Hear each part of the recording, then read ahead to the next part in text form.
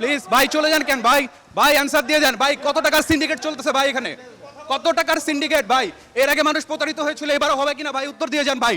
ভাই উত্তর দিয়ে যান। ইন্টারন্যাশনাল সেলিব্রিটির প্রেস কনফারেন্স, সেখানে আপনারা ইন্টারন্যাশনাল মিডিয়াকে অ্যালাউ করছেন না, অনেক ইউটিউবারকে অ্যালাউ করছেন। অভিযোগ রয়েছে যে টাকা খাইয়ে ইউটিউবারকে ভিতরে ঢুকতে দেওয়া হয়েছে। ইউটিউবার লাইভ করছে। মেইন স্টেজ আসলে কারা? এই যে আনন্দ চৌধুরী, এই আনন্দ চৌধুরী কিন্তু হচ্ছে সেই আনন্দ চৌধুরী যে কিন্তু হচ্ছে কিছুদিন আগে অনেক দর্শকদের টাকা মেরে দিয়েছিল। বিশেষ করে তালিকাভুক্ত মিডিয়া যারা, তাদেরকে ওখানে না থাকাটা আমার ব্যক্তিগতভাবে আমি দুর্ভাগ্যের মনে করি। গণমাধ্যম হচ্ছে তাদের প্রচারের একটা অংশ। এখানে গণমাধ্যমের কাছেই যদি তারা লুকোচুরি করে, তাহলে তারা দর্শকদের সাথে কি করবে? হ্যালো ভাই, একটু কথা বলতে চাচ্ছিলাম। আমি ডেলিসান থেকে। ডেলিসান থেকে আপনি এখানে কি এইভাবে ক্যামেরা নিয়ে আসলে সবাই আমার উপরে কি ভাবে? একটু কথা বলেন একটু একটু। হ্যাঁ, আপনি এখানে কি দায়িত্বে আছেন? যে দায়িত্বে আছি মানে আমি ইনচার্জ। কেন কি হচ্ছে? আচ্ছা, ইনচার্জ। এখানে হ্যাঁ, এখানে যেটা হয়েছে, আমরা যে জিনিসটা দেখতে পাচ্ছিলাম, প্রথম সারির গণমাধ্যম Bangladesh Pratidin, Daily Sun, satellite TV channel, Green TV, এদেরকে ঢুকতে দেওয়া হচ্ছিল না, কিন্তু ইউটিউবারদের পার্সোনাল কনফারেন্স। হ্যাঁ শেষ করতে দেন। হ্যাঁ, ইউটিউবারদেরকে সাইড দিয়ে ঢুকানো হচ্ছে। একজন ইউটিউবার লাইভ করছে, ফোনের মধ্যে আমাদের ফুটেজ আছে। একটু বলতে পারবেন যে কে ঢুকাইছে? আপনার ফুটেজটা সেটা জানি না, এখানে সবাই দেখেছে, ক্যামেরায় ফুটেজও আছে। কেন আপনারা কত টাকা দিয়ে প্রেস মিট বিক্রি করেছেন সেটা বলুন। এটা কেমন ধরনের? হচ্ছে বিক্রি হয়ে গেছে প্রেস মিট। বিক্রি করছে প্লিজ ভাই চলে যান কেন ভাই? ভাই অ্যানসার দিয়ে যান ভাই। কত টাকার সিন্ডিকেট চলতেছে ভাই এখানে? কত টাকার সিন্ডিকেট ভাই? এর আগে মানুষ প্রতারিত হয়েছিল, এবারও হবে কিনা ভাই? উত্তর দিয়ে যান ভাই। ভাই উত্তর দিয়ে যান। দর্শক দেখছেন যে ভিতরে চলে গেল এবং ধারণা করা হচ্ছে তিনি এই সিন্ডিকেটের মূল হোতা। ধারণা করা হচ্ছে তিনি টাকা খাইয়ে ইউটিউবারদেরকে ভিতরে ঢুকিয়েছে।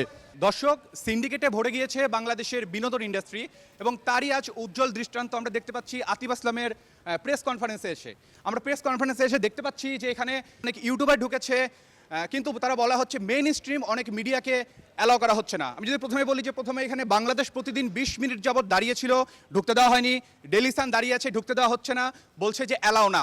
যেখানে মেইন স্ট্রিম মিডিয়া অ্যালাউ না, সেখানে অনেক ইউটিউবারকে আমরা সাইড দিয়ে ঢুকতে দেখছি। উপর থেকে একজন আসছে, একজন ইউটিউবারকে সাইড দিয়ে ঢুকানো হচ্ছে। মানে এটা কি ধরনের সিন্ডিকেট? আমরা এই বিষয়ে কথা বলবো। এখানে দায়িত্বরত যারা সিকিউরিটিতে আছে, ঢুকতে দিচ্ছে না, তাদের সাথে কথা বলবো। বা আপনার সাথে জানতে চাই যে মেইন স্ট্রিম মিডিয়া, বিশেষ করে ডেইলি সান, আপনারা জানেন যে এটি একটি বসুন্ধরার সুপরিচিত গণমাধ্যম এবং বাংলাদেশের প্রথম সারির ইংরেজি মিডিয়া, ইংরেজি মাধ্যম।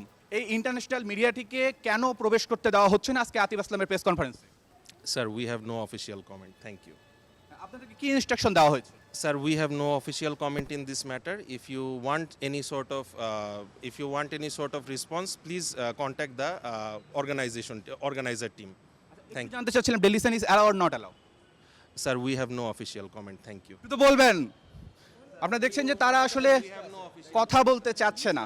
আমরা এখানে, আপনি একটু লিস্টটা দেখান, এই লিস্টটা কে করেছে? আচ্ছা, অভিযোগ রয়েছে যে এই লিস্টে সিন্ডিকেট বানানো হয়েছে। Sir, we Indicate have no official comment regarding this matter. আমরা আপনাদেরকে আবারও বলছি, আপনারা কাইন্ডলি ইন্টারন্যাশনাল সেলিব্রিটির প্রেস কনফারেন্স, সেখানে আপনারা ইন্টারন্যাশনাল মিডিয়াকে অ্যালাউ করছেন না, অনেক ইউটিউবারকে অ্যালাউ করছেন। এমনও অভিযোগ রয়েছে যে টাকা খাইয়ে নাকি ইউটিউবারকে ঢুকিয়ে দেওয়া হচ্ছে। আচ্ছা, একটু লিস্টটা একটু আমাদেরকে দেখান ভাই। ওনারা লিস্টটাও দেখাতে চাচ্ছে না। এখানে কি আপনি কি দেখেছেন যে এখানে অনলাইন সাংবাদিক, ইউটিউবারও কিন্তু এখানে ঢুকেছে, এটা দেখেছেন? আচ্ছা, আমি তো একজন গণমাধ্যম কর্মী, আমি নিজেও, আমরা প্রায় 1 ঘন্টার উপরে এখানে দাঁড়িয়ে আছি। এখানে আমরা দেখতে পাচ্ছি যে অনেক ইউটিউবার ঢুকে গেছে এবং অনেকে পেছন থেকে এসে কথা বলে, আমি জানি না কোনো উপঠৌকন দেওয়া হচ্ছে কিনা, এভাবে অনেকেই ঢুকে যাচ্ছে। কিন্তু এটা কেন? এবং প্রথম সারি যে গণমাধ্যমগুলো আছে তাদেরকে পর্যন্ত ঢুকতে দেওয়া হচ্ছে না। আর সবচেয়ে বড় কথা হলো, বলে যে লিস্টেড, এখন এখানে কি গায়েবী লিস্ট আছে? আমরা চাচ্ছিলাম যে আমরা গণমাধ্যম কর্মীরা লিস্টটা দেখতে চাচ্ছি যে আসলে আমার হাউজের নাম আছে কিনা, সেটা আমাকে দেখতে দেওয়া হচ্ছে না, বা আমাকে কোনো ধরনের ছবি নিতে দেওয়া হচ্ছে না। তো এইটার আসলে গোপন রহস্যটা কি? কেন আসলে এই যে লিস্টটা পর্যন্ত দেখতে দেওয়া হচ্ছে না? এই পিছনে আসলে প্রশ্ন থেকেই যায়। কিন্তু আমি দেখলাম যে 2জন ইউটিউবার ভিতরে গেছে, আমার সামনে দিয়ে গেছে তারা। ইভেন বাংলাদেশ প্রতিদিনের যে আমাদের যে সিনিয়র সাংবাদিক রোমান রয়, উনি এখানে আমাদের সাথে দীর্ঘ প্রায় 20 মিনিটের মতো মিনিটের উপর দাঁড়িয়েছিল, আমিও দেখেছি। হ্যাঁ, তারপর ওনাকে ভিতর থেকে একজনে এসে সাইড দিয়ে নিয়ে গেল। এখন আমাদের কথা হচ্ছে এখানে মূলধারার সব গণমাধ্যম। আমি একটু ইন্টারাপ্ট করব যে এখানে বাংলাদেশ প্রতিদিনের মতো গণমাধ্যমকে ঢুকতে দেওয়া হচ্ছে না, ডেইলি সানকে ঢুকতে দেওয়া হচ্ছে না, স্যাটেলাইট টিভি চ্যানেল গ্রিন টিভিকে ঢুকতে দেওয়া হচ্ছে না, কিন্তু একজন ইউটিউবার সিনে ট্রিবিউন, তাকে ঢুকতে দেওয়া হয়েছে। আপনারা দেখতে পাচ্ছেন একজন ইউটিউবার সিনে ট্রিবিউন, উনি হচ্ছে লাইভ করছে। আপনাদেরকে ক্যামেরা এই যে দেখানোর চেষ্টা করছি, উনি লাইভ করছে এবং অভিযোগ রয়েছে যে টাকা খাইয়ে ইউটিউবারকে ভিতরে ঢুকতে দেওয়া হয়েছে। ইউটিউবার লাইভ করছে।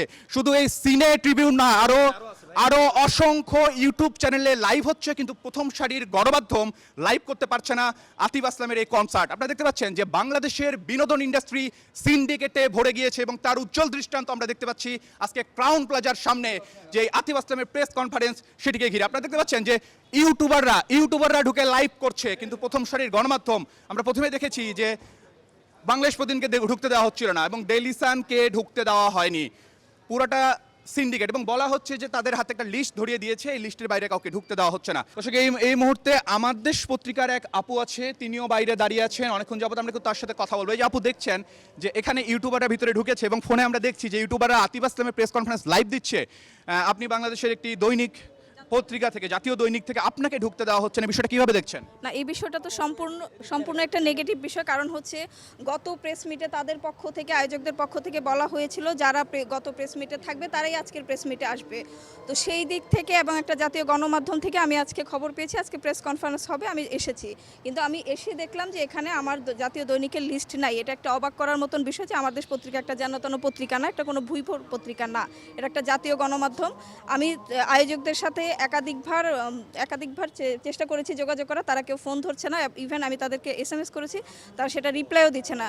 এটা আমিও প্রতিবাদ জানাচ্ছি অন্য সবার মতন, কারণ অন্য সবাই কিভাবে ঢুকতে পারলো সেটা আমারও কোশ্চেন। গণমাধ্যম হচ্ছে তাদের প্রচারের একটা অংশ। এখানে গণমাধ্যমের কাছেই যদি তারা লুকোচুরি করে তাহলে তারা দর্শকদের সাথে কি করবে? দর্শক, আরেকটা জিনিস জানিয়ে রাখতে চাই যে এখানে অর্গানাইজারের দায়িত্বে যারা আছে তাদেরকে বেশ কয়েকবার কল দেওয়া হয়েছে, তারা কিন্তু কল রিসিভ করছে না। অপরদিকে যখন ইউটিউবাররা কল দিচ্ছে তাদেরকে সুন্দর করে নিয়ে যাওয়া হচ্ছে, রিসিভ করে উপর থেকে একজনকে পাঠিয়ে দেওয়া হচ্ছে।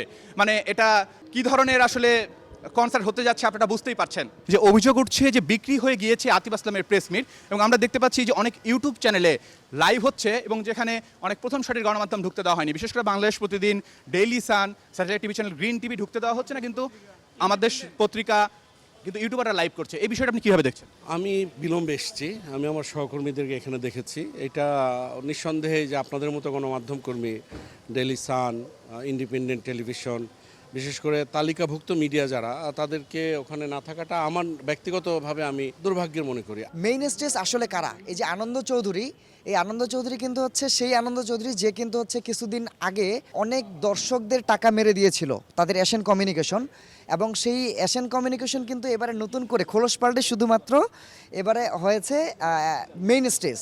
অর্থাৎ এটাও তাদের একটা ব্যবসার একটা কেন্দ্র আর কি।